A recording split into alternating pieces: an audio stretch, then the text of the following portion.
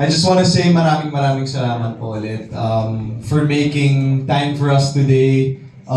Sa lahat ng press, sa lahat ng fans, I really appreciate you all. And the Cornerstone, thank you for organizing this whole event. To my castmates, to Derek, thank you guys, and I'm so happy na I'm here with you in Born to Shine. I'm really grateful. Thank you. Thank you, Obi.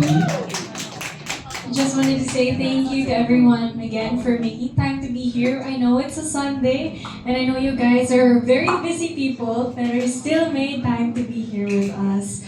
Thank you so much, and mag-ingat po kayo. Akala niyo uuwi niya. Just kidding. No one's going home yet. Magpa-party pa tayo. Joke! Guys, thank you so much. Miss, thank you for all of your support. Thank you for the time. And kayo po talaga yung the reason why we do our best here sa work. Yes, thank you din po sa Cornerstone family. Thank you. Thank you guys. Thank you Derek for always being there for us. Thank you guys. Thank you, Gia. Zach?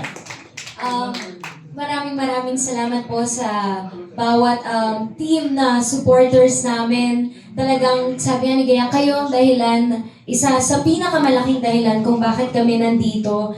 At na-amaze pa rin ako kung paano na nandyan kayo talaga. You guys make efforts and bibigay kayo ng time para sa amin kahit na meron kayong mga kanya-kanyang buhay, kanya-kanyang trabaho. And I guess mas na-inspire kami because of that, mas na-motivate kami to do our best. Kasi nandyan kayo. And maraming salamat po sa mga management namin, Cornerstone, GMA, Sparkle, sa pagtiwala sa amin. I think yung success man na nararanasan namin ngayon, sobrang nakaka-humble. And I just pray na as we reach for our dreams, mas i-ground kami ni Lord kasi in that way talagang mas makaka-relate kami at makaka-connect kami sa inyo, and that's what we want. And we're not just doing this for ourselves, but for every person who watch us and look up to us. Kaya maraming salamat po for giving us this chance, the platform to share our talents, and sana hindi pa ito yung huli. Marami pa kaming pangarap, kaya sana kasama namin kayo sa pag-abot nun. Maraming salamat po. We love you, and God bless everyone. Thank you, Zach. Ako? Maraming salamat po again to our friends from the media and the press for taking your time this week to join here for our special celebration, our MediaCon. Maraming salamat po for spreading the word about Born to Shine and our careers. Really appreciate it.